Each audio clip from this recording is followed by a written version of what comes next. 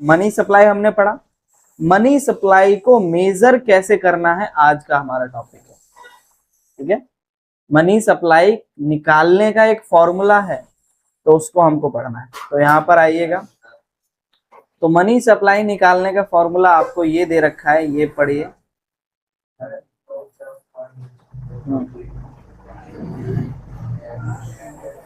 तो क्या दे रखा है मनी सप्लाई को निकालने का formula? Currency notes and coin with public. पहली चीज हम क्या लेंगे मनी सप्लाई में? जो करेंसी या कॉइन लोगों के पास है, लेकिन किसको छोड़कर? Excluding cash in hand of commercial bank. सिर्फ करेंसी और कॉइन को लेंगे जो लोगों के पास है, लेकिन जो बैंक में लोगों के पैसा है उसको नहीं लेंगे। दूसरा क्या लेंगे? Demand deposit. डिमांड डिपॉजिट अभी पढ़ा। डिमांड डिपॉजिट का मतलब करंट अकाउंट में जो पैसा है वो लेंगे, और किसको छोड़कर? इंटर बैंक डिपॉजिट को छोड़कर। अभी समझेंगे क्या होता है ये, ठीक है। फिर क्या? Other deposit with RBI. तो ये तीन चीजें जब आप जोड़ेंगे तो आपका क्या निकल के आता है? मनी सप्लाई, ठीक है। तो मनी सप्लाई को कैलकुलेट करने के 4 फॉर्मूले होते हैं, M1, M2, M3, M4। लेकिन हमारे सिलेबस में सबसे ज्यादा क्या आएगा? M1 ही है, पूछा है हमारे सिलेबस में, यही है। M2, M3, M4 नहीं पढ़ना।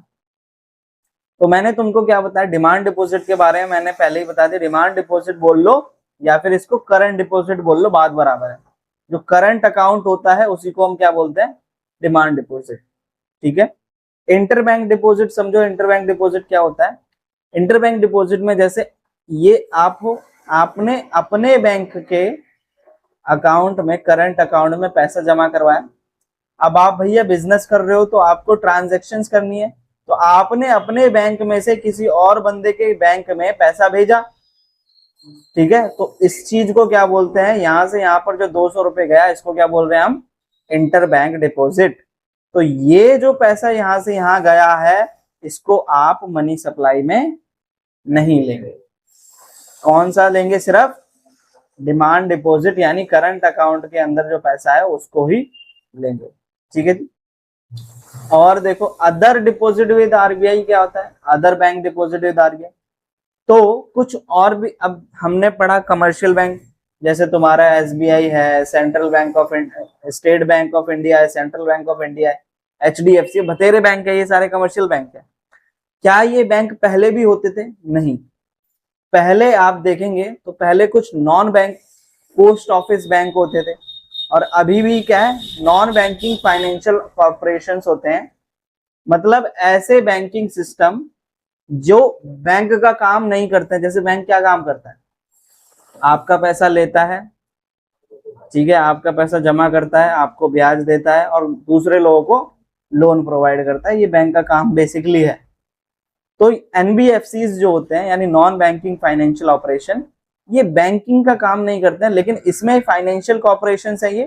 तो यहाँ पर लोग अपना जो पैसा है वो जमा करवाते हैं किसी ना किसी फॉर्म में। तो ये जो भी पैसा नॉन एनबीएफसी जो कॉर्पोरेशन होते हैं, एनबीएफसी, ये जो पैसा आरबीआई को जमा करवाते हैं, तो ये भी पैसा हम क्या लेंगे? मनी सप्लाई में लेते हैं, ठीक है। तो समझ में आया M1 में क्या क्या चीजें आएंगी? करेंसी और कॉइन जो लोगों के पास है, किसको छोड़कर? जो उनके खाते में पैसा है उसको छोड़कर, प्लस डिमांड डिपॉजिट यानी करंट अकाउंट में जो पैसा है, किसको छोड़कर? इंटर बैंक डिपॉजिट को छोड़कर, plus other bank deposit with RBI. Commercial bank के अलावा जो अदर बैंक है जैसे कि एनबीएफसी, तो ये जो आरबीआई को पैसा जमा करवाते हैं, ये भी हम क्या लेंगे? मनी सप्लाई में लेंगे। तो M1 का फॉर्मूला क्लियर, 3 चीजें प्लस होंगी, ठीक है जी। अब M2 क्या होता है? M2 भी पढ़ लो समझने के लिए। M2 का फॉर्मूला क्या है? M1 plus saving deposit with post office saving bank. जैसे मैंने बताया, पहले के जमाने में पोस्ट ऑफिस में आपका खाता होता था, पोस्ट ऑफिस में जाके आप पैसे जमा करवाते थे, ठीक है। तो M1 में जो 3 चीजें अभी पढ़ी, प्लस एक चीज और आप ऐड कर देंगे, पोस्ट ऑफिस सेविंग बैंक में जो भी आपका डिपॉजिट होता है वो, ठीक है। चलिए, इसके बाद M3 का क्या है? M1 जोड़ेंगे plus time deposit. Commercial bank के साथ जो भी आप टाइम डिपॉजिट करते हैं वो, टाइम डिपॉजिट का मतलब क्या?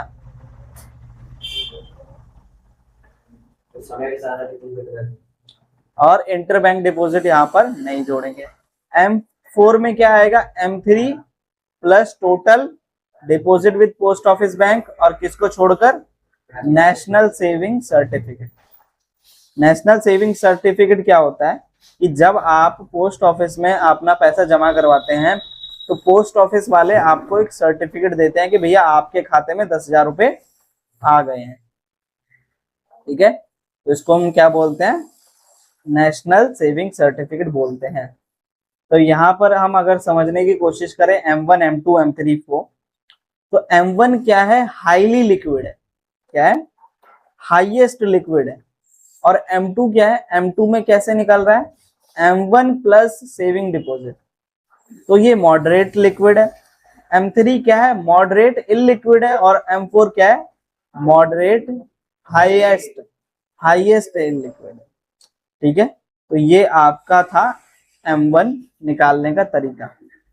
अब क्वेश्चन किस टाइप से पूछेगा, क्वेश्चन आपके एग्जाम में आ जाता है न्यूमेरिकल क्वेश्चन। तो देखो करना क्या तरीका क्या है, क्वेश्चन क्या कह रहा है, करेंसी और कॉइन आपके पास कितना है, 10,000 रुपए। ग्रॉस डिमांड डिपॉजिट कितना है, 8,000 रुपए। नेट डिमांड डिपॉजिट कितना है, 7,000 रुपए। और अदर डिपॉजिट विद RBI कितना है, 2,000 रुपए। आपको क्या निकालना है, M1 निकालना है और इंटरबैंक डिपॉजिट निकालना है। भैया M1 निकालने का फॉर्मूला क्या होता है, currency and coin plus demand deposit किसको छोड़कर, इंटरबैंक डिपॉजिट को छोड़कर, और अदर डिपॉजिट विद RBI। तो करेंसी और कॉइन तो मेरे को दे रखा है 10,000, अदर डिपॉजिट विद RBI भी दे रखा है, लेकिन मेरे को डिमांड डिपॉजिट तो यहाँ पर ये दो चीजें दे रखी हैं, ग्रॉस और नेट। तो मैं कौन सा लूं यहाँ पर, ठीक है। तो जैसे आपने ग्रॉस प्रॉफिट पढ़ा और नेट प्रॉफिट पढ़ा, नेट प्रॉफिट में क्या करते हैं, शुद्ध हमारा डिमांड शुद्ध प्रॉफिट होता है वो।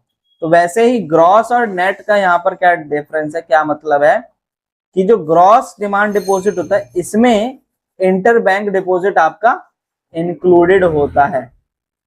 क्या होता है, इंटरबैंक डिपॉजिट यहाँ पर इंक्लूडेड होता है, लेकिन नेट डिमांड डिपॉजिट में इंटरबैंक डिपॉजिट एक्सक्लूडेड होता है, यानी कि उसके अंदर शामिल नहीं होता है। तो हमें क्या चाहिए, डिमांड डिपॉजिट चाहिए लेकिन जिसमें इंटरबैंक डिपॉजिट ना हो। तो हम कौन सा वाला लेंगे, नेट डिमांड डिपॉजिट। ठीक है, तो हमने ये प्लस ये करेंगे तो कितना आ जाएगा, 19,000 आपका M1 आ गया, मनी सप्लाई। ठीक है, अब कह रहा है इंटरबैंक डिपॉजिट बताओ भैया कितना होगा। तो कुछ नहीं करना, आपको ग्रॉस डिमांड डिपॉजिट में से नेट डिमांड डिपॉजिट को माइनस कर देंगे तो कितना आ जाएगा, 1,000 रुपए आपका इंटरबैंक डिपॉजिट आ गया। ठीक है, तो ये इस टाइप का कुछ आपको क्वेश्चंस देखने को मिलेंगे एग्जाम में। सिर्फ M1 के आपके एग्जाम सिलेबस में सिर्फ M1 है। ओके,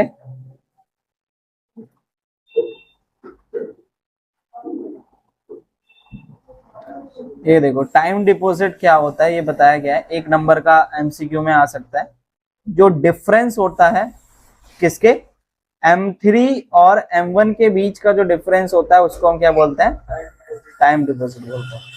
तो यहाँ पर M3 को क्या बोला जा रहा है, ब्रॉड मनी, और M1 को क्या बोला जा रहा है, नैरो मनी। ब्रॉड मनी और नैरो मनी के बीच का जो डिफरेंस होता है उसको क्या कहते हैं, टाइम डिपॉजिट बोलते हैं। ठीक है, अब आगे बढ़ते हैं, हमारा पहला चैप्टर खत्म। पहला चैप्टर यानी यूनिट की बात कर रहा हूं ना मैं, यूनिट का जो पहला चैप्टर था, यूनिट 2 है मनी बैंकिंग, उसका पहला चैप्टर मनी फिनिश हो गया। मनी बहुत शॉर्ट चैप्टर है, उसमें कुछ ज्यादा है नहीं। ठीक है, मनी में देखो क्वेश्चन अगर आएगा भी तो कहां से आ सकता है, M1 से आ सकता है, फिर limitation of barter system, functions of money, money supply से, बस सब आ रहा है लेकिन कंपलसरी नहीं है। फंक्शंस ऑफ मनी से ज्यादा क्वेश्चन देखे गए हैं और M1 से एक न्यूमेरिकल क्वेश्चन देखा गया है, नॉट कंपलसरी। चलिए अब हम शुरू कर रहे हैं हमारा जो नेक्स्ट चैप्टर है, दैट इज व्हाट, क्या है नेक्स्ट चैप्टर, बैंक। तो बैंक क्या होता है, कितने प्रकार के बैंक होते हैं उसको हम पढ़ते हैं। तो बैंक दो प्रकार के होते हैं, कमर्शियल बैंक और सेंट्रल बैंक। क्या दो प्रकार के बैंक होते हैं, कमर्शियल बैंक और सेंट्रल बैंक। कमर्शियल बैंक को बच्चा कहा जाता है और सेंट्रल बैंक को दादाजी। कमर्शियल बैंक आप समझते हैं क्या होता है, समझो। कमर्शियल बैंक क्या है? It is a financial institution which accept deposits and give loan with the aim of. Commercial bank क्या होते हैं? ये फाइनेंशियल इंस्टीट्यूशन है। फाइनेंशियल इंस्टीट्यूशन का मतलब क्या? या वित्तीय संस्था बोला जाता है इसको। क्या है ये? फाइनेंशियल इंस्टीट्यूशन है, ठीक है, संस्था है जो पैसे से रिलेटेड काम करते हैं। अब ये संस्था में क्या करते हैं ये लोग? आपका पैसा, आप जो पैसा जमा करते हैं उसको एक्सेप्ट करेंगे और लोन देंगे। किस लिए? प्रॉफिट कमाने के लिए। किस लिए देंगे लोन? प्रॉफिट कमाने के लिए, ठीक है जी। अब ये लोग पैसा कमाते कैसे हैं, बैंक प्रॉफिट कमाता कैसे, वो समझो।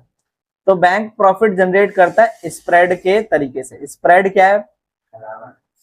अब समझो, स्प्रेड फैलाना नहीं, उसका एक तरीका है, समझो। इस एग्जांपल से समझा रहा हूं। ए नाम का एक व्यक्ति है, उसने अपने बैंक में क्या किया, पैसा जमा करवाया 10,000 रुपए। तो अब सेम बैंक में बी का भी खाता है। तो बैंक ने क्या किया, ये जो इसने पैसा जमा करवाया वही पैसा क्या कर दिया, इसको लोन दे दिया। अब जब आप पैसा, ए ने जब पैसा जमा करवाया उसके ऊपर भैया उसको साल में 6 महीने में इंटरेस्ट मिलेगा 5% का। लेकिन जो बैंक ने बी को लोन दिया है तो बैंक आपसे हर महीने इंटरेस्ट लेता है, और इंटरेस्ट कितना ले रहा है? 12%। अब देखो बैंक क्या कर रहा है, बी से इंटरेस्ट कितना ले रहा है? 12%, लेकिन आपको इंटरेस्ट कितना दे रहा है? 5%। तो 12 में से 7 घटाएंगे तो कितना आएगा? 7% जो पैसा है वो किसकी जेब में जा रहा है? बैंक की जेब में जा रहा है। समझ में आया? तो इस तरीके से बैंक पैसा कमाता है। आपने यही देखा होगा, क्या देखा होगा कि भैया तुम्हारे पास हमेशा कॉल आता रहता, सर आपको लोन चाहिए, लोन चाहिए। क्यों कॉल करता है बैंक? क्योंकि उसको पैसा कमाना है, ठीक है जी। पहली बात क्लियर यहां तक। अगला टॉपिक देखिए, यहां तक अभी हमने पढ़ा कमर्शियल बैंक क्या होता है। कमर्शियल बैंक के एग्जांपल आप लोगों को पता है, SBI, CBI, central bank of India, ठीक है। और क्या है तुम्हारा? HDFC, ICICI बैंक है। जितने भी जो बैंक है ये सब, पंजाब नेशनल बैंक, PNB, ये सब आपके कमर्शियल बैंक होते हैं। अब सेंट्रल बैंक समझो, सेंट्रल बैंक को क्या कहते हैं? केंद्रीय बैंक बोलते हैं। कमर्शियल सुन लो, कमर्शियल बैंक में गवर्नमेंट और प्राइवेट दोनों बैंक आते हैं, ये वो नहीं है। सेंट्रल बैंक को क्या बोलते हैं? केंद्रीय बैंक। ये क्या होता है? ये एपेक्स इंस्टीट्यूशन है। एपेक्स का मतलब सुप्रीम इंस्टीट्यूशन है, किसका? मॉनेटरी और बैंकिंग सिस्टम का। किसी भी कंट्री में फाइनेंशियल या मॉनेटरी और बैंकिंग सिस्टम को पूरा का पूरा देख रेख कौन करता है? ये सेंट्रल बैंक करता है। जैसे कि इंडिया के अंदर कौन है? RBI। RBI जितना भी बैंकिंग सिस्टम चल रहा है, कमर्शियल बैंक का जो भी काम हो रहा है, या सरकार को पैसे से रिलेटेड कुछ भी करना है, तो वो सब कौन देखता है? RBI, यानी state reserve bank of India. तो ऐसे ही हर कंट्री में एक सेंट्रल बैंक होता है जो कि पूरा का पूरा मॉनेटरी और बैंकिंग सिस्टम को देखता है, उसको कंट्रोल करता है, ठीक है जी। समझ में आया सेंट्रल बैंक कौन है? इसीलिए कहा जा रहा है कि ये क्या है? दादाजी हैं, और वो क्या है? बच्चा। पोता बोल लो तुम, ठीक है। आगे बढ़े। अब जो हमारा टॉपिक है, क्या है टॉपिक का नाम? Legal reserve ratio. इसको LRR शॉर्ट फॉर्म में हम बोलेंगे। लीगल रिजर्व रेशियो होता क्या है, ध्यान से समझना। लीगल रिजर्व रेशियो क्या कहा जा रहा है, LRR is minimum ratio of deposit which every commercial bank has to keep as cash reserve. ठीक है, अब होता क्या था, पहले क्या नोटिस किया आरबीआई ने कि बैंक में हम लोग तो पैसा जमा करवा रहे हैं, जैसे यहां पर ऊपर देखा हमने क्या कि इसने 10,000 रुपए जमा करवाया, लेकिन इसने बैंक ने क्या किया, 10,000 रुपए पूरा का पूरा किसको लोन दे दिया, ए ने जमा करवाया बैंक में कितना, 10,000 रुपए, लेकिन बैंक ने क्या किया, पूरा का पूरा पैसा, अब ए को जरूरत पड़ी, ये आया बैंक में, ये कह रहा है कि मेरे को पैसा दो, बैंक के पास पैसा जीरो।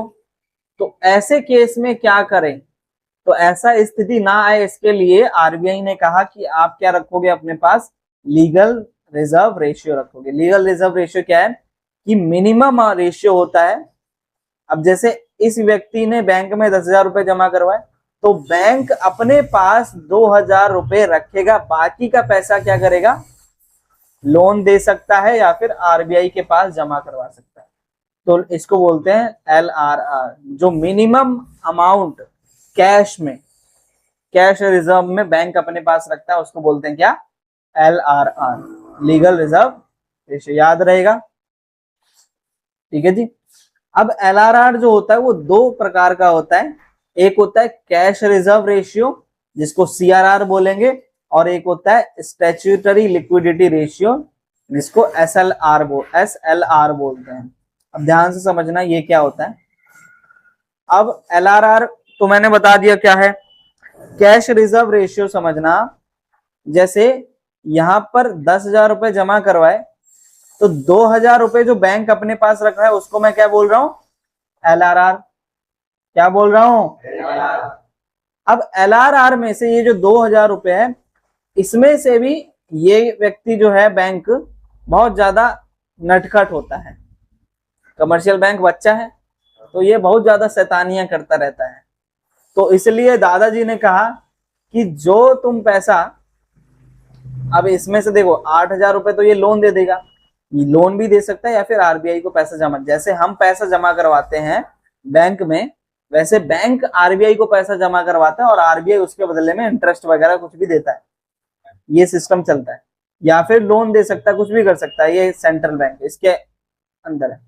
लेकिन ये क्या कहता है, अब इस पैसे को भी ये क्या करता है, अगर गलती से ये लोन दे दे, तो इसके लिए आरबीआई क्या कहता है कि ये जो तुमने LRR रखा है ना, इसमें से भी कुछ हिस्सा मेरे को जमा करवाओ, तो उसको हम क्या बोलते हैं, CRR। LRR में से भी जो fixed amount commercial bank central bank को जमा करवाता है उसको हम क्या बोलते हैं, CRR, कैश रिजर्व रेशियो। ठीक है, अब ये जो फिक्स्ड अमाउंट होता है ये आरबीआई ने डिसाइड कर रखा है कि 80% आपको देना है, 70% देना है, जितना भी देना है वो आरबीआई ने डिसाइड कर रखा है। अब बचा कितना भैया, मैंने मान लिया यहाँ पर 80% चल रहा है, तो 2,000 में से 1,800 रुपए आरबीआई को दे दिया, बचे कितने हमारे पास, तो 200 रुपए ये क्या करेंगे, बैंक अपने पास रखता है, इसी को हम क्या बोलते हैं, SLR, स्टैट्यूटरी लिक्विडिटी रेशियो। अब ये 200 रुपए जो बैंक अपने पास रखता है ना, ये 3 फॉर्म में रखता है, लिक्विडिटी रेशियो बोला जा रहा है, यानी ये इस प्रकार से पैसा रखेगा अपने पास ताकि वो बहुत जल्दी पैसे के अंदर, कैश के अंदर कन्वर्ट हो पाए। तो बैंक जो अपने पास पैसा रखता है वो कैसे रखता है, कैश रखेगा, गोल्ड रख सकता है अपने पास, 200 रुपए का कैश रख सकता है या फिर गोल्ड भी रख सकता है। हाँ, मतलब जितना भी है उसके पास SLR में वो क्या रखेगा, सुन लो, लिक्विड एसेट में बैंक अपने पास लिक्विड एसेट रखता है, बैंक अपने पास लिक्विड एसेट रखता है, तो लिक्विड एसेट में वो क्या रखेगा, कैश रख सकता है, और क्या रख सकता है, गोल्ड रख सकता है, और अनएकम्बर्ड अप्रूव्ड सिक्योरिटीज। तो ये समझो होता क्या है, अनएकम्बर्ड अप्रूव्ड सिक्योरिटीज क्या होती है। अब बैंक क्या होता है ना, कुछ शेयर्स खरीदता है, सिक्योरिटीज खरीदता है, तो वो कौन सी सिक्योरिटी खरीदता है, जो आरबीआई बताएगा। अब बहुत सारी कंपनी पब्लिक कंपनी है, पब्लिक कंपनी जानते हो सरकारी कंपनियां हैं, जो बिकने की कगार पे आ रही हैं, या फिर उनका जो शेयर्स की वैल्यू है वो कम है अभी, लेकिन आने वाले टाइम में बढ़ जाएगी। तो आरबीआई क्या कहता है, आरबीआई सजेस्ट करता है कमर्शियल बैंक को कि ये वाली जो कंपनी है इसके शेयर्स को तुम खरीद लो।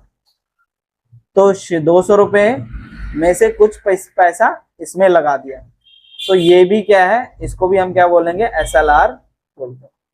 तो समझ में आया कि भैया बैंक अपने पास जो इस लिक्विड एसेट रखेगा वो किस फॉर्म में रख सकता है, कैश रख सकता है, गोल्ड रख सकता है, या फिर अनएकम्बर्ड अप्रूव्ड सिक्योरिटी। अप्रूव्ड कौन करेगा, जो आरबीआई अप्रूव करेगा वही वाली सिक्योरिटी आपको परचेज करनी, ठीक है। अब इसके बाद, अभी नहीं पढ़ेंगे हम, अब इसके बाद हम पढ़ेंगे कि क्रेडिट क्रिएशन। क्रेडिट क्रिएशन यानी पैसा कैसे क्रिएट होता है, ठीक है। ये चीज हम पढ़ेंगे नेक्स्ट क्लास में।